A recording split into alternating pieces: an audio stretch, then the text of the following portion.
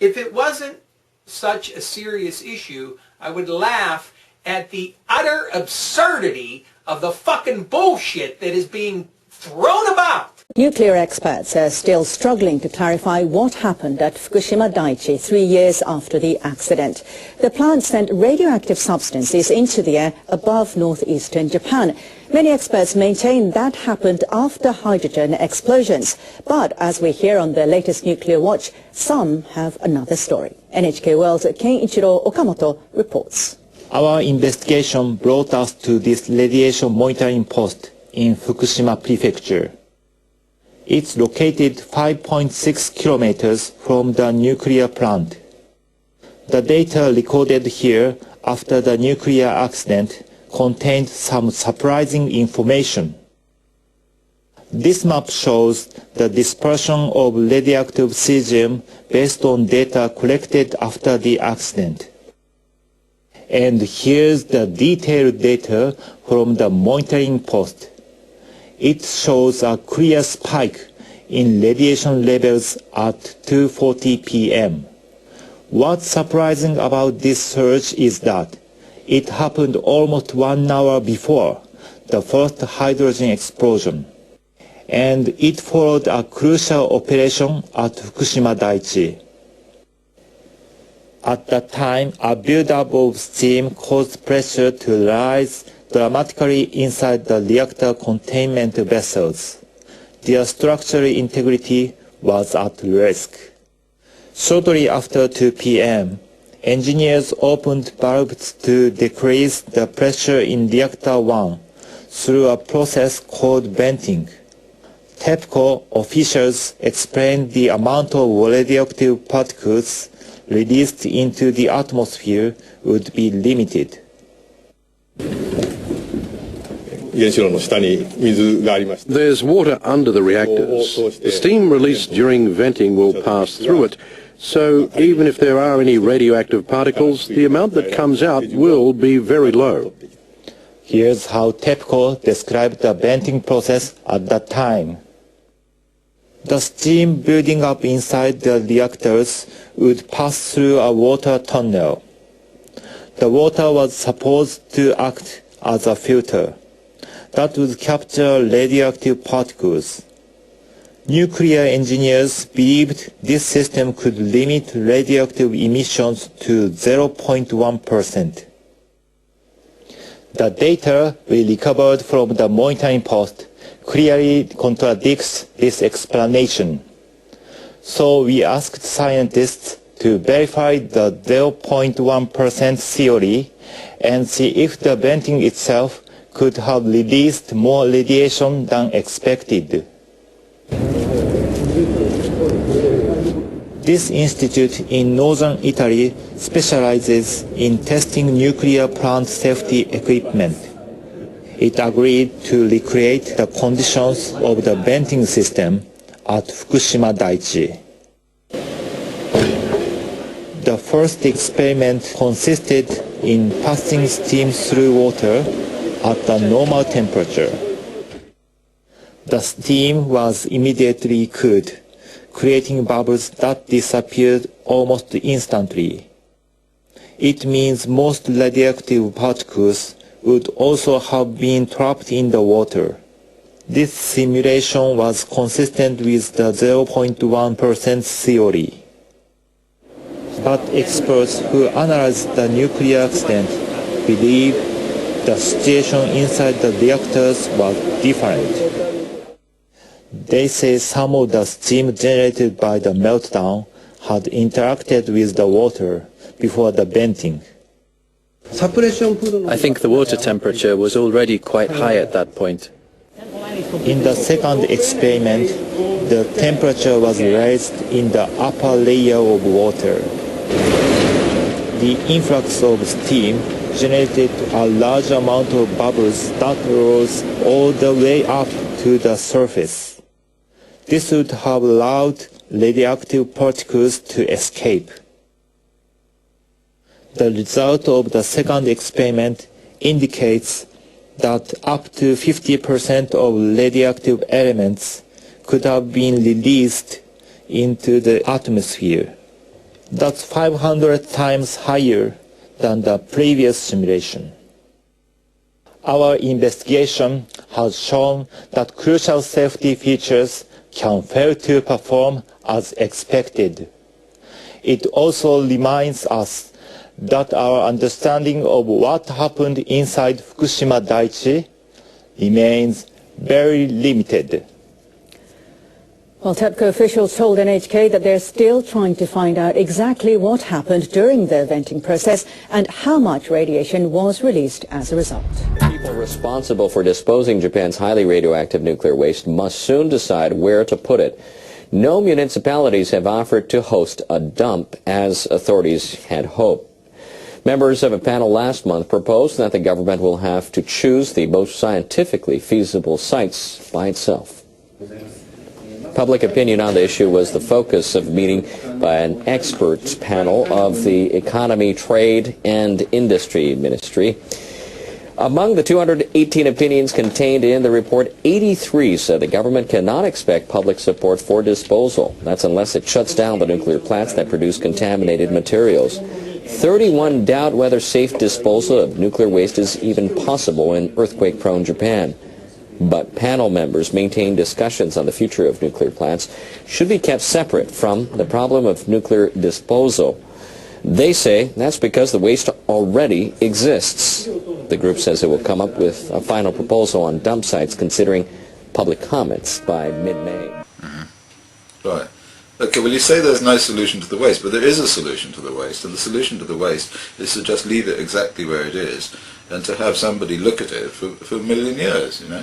So they just have to have all these zombies who are there at the moment sitting there doing nothing, who are going to just have to sit there, and their children are going to sit there, and their children's children and so on, looking at the waste and making sure that it doesn't leak out of the tanks. And if it starts to look like it's going to leak out of the tanks, they build another tank around that tank, and then they build another tank around the tank that they built around that tank, and so on, you know, to infinity.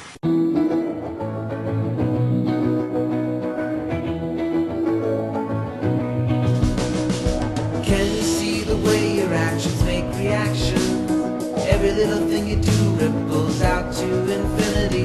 The word you just said, the way you got out of bed, the build up and release of all your forms of energy.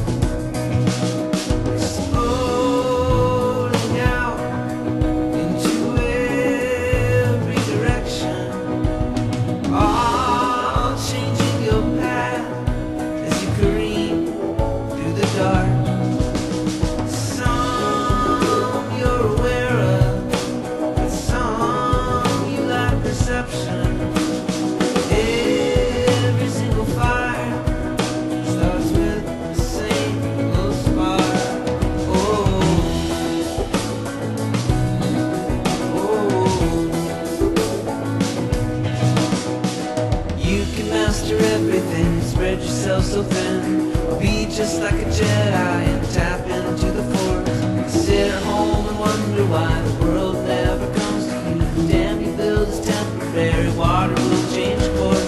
Exploding out into every direction, all changing your path as you dream through the dark.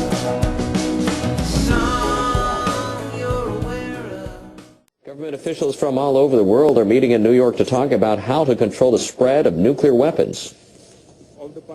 Delegates from 190 nations that have signed the Nuclear Non-Proliferation Treaty met at United Nations headquarters. They're preparing for a conference next year that will review the treaty. Japanese Senior Vice Foreign Minister Nobuo Kishi says countries that have atomic weapons should hold bilateral negotiations with the aim of abolishing them, but he says multilateral talks are also important. Delegates from the United States and Russia will report on what their countries are doing to reduce their nuclear arsenals.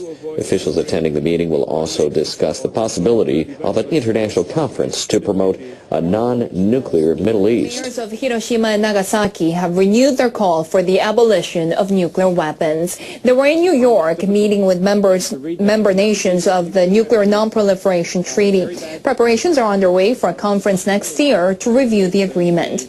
Hiroshima Mayor Kazumi Matsui said that 69 years ago, the explosion of a single atomic bomb devastated his city in an instant. He called nuclear arms the ultimate inhumane weapon and an absolute evil.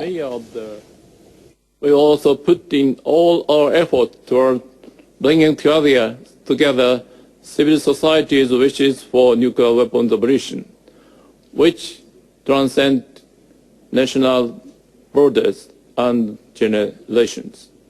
Nagasaki Mayor Tomihisa Taue said countries with nuclear arms should join in the discussions to create a roadmap for the weapons eradication.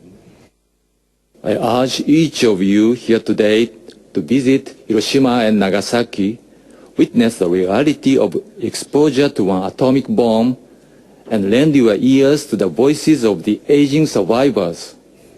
80-year-old Reiko Yamada lived through the atomic bombing of Hiroshima at age 11. All survivors hope with all their hearts that nuclear weapons are abolished in their lifetimes. About 190 countries belong to the NPT. Members review the agreement every 5 years. Have passed since the world's worst nuclear plant accident. The Chernobyl disaster of April 1986 affected thousands of people. Many still suffer from radiation-related illnesses. And one of them, a 33-year-old woman from Ukraine, has been in Japan sharing her own story at a special commemoration event.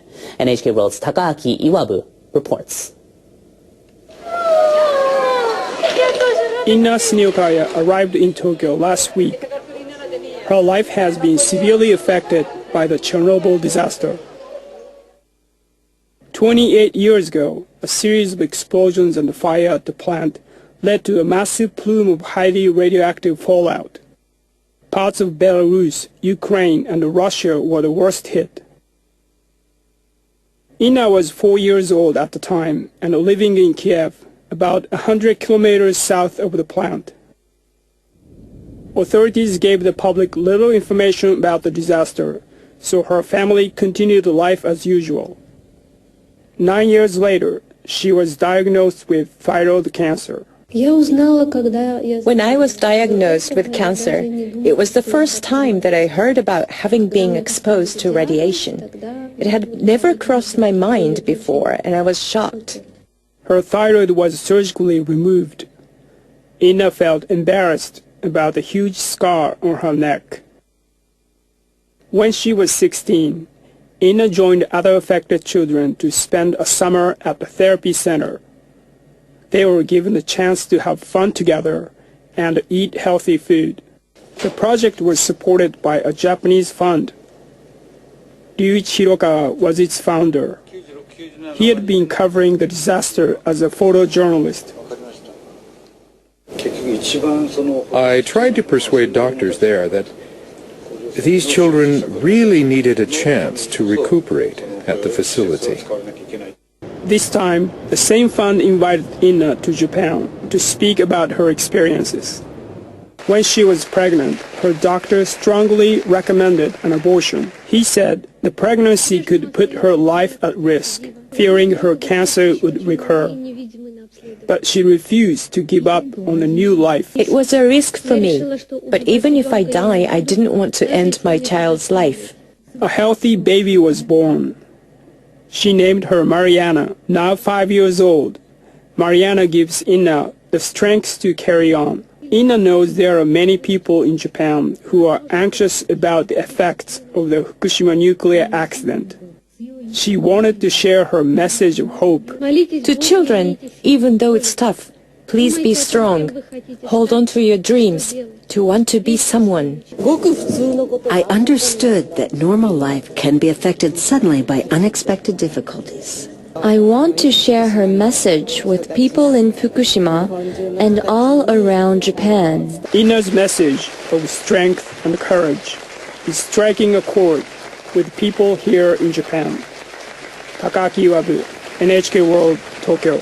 And since the nuclear accident in Fukushima, local authorities have identified 74 confirmed or suspected cases of cancer among children who were under 18 at the time. But officials say those cases can't be linked directly to the fallout.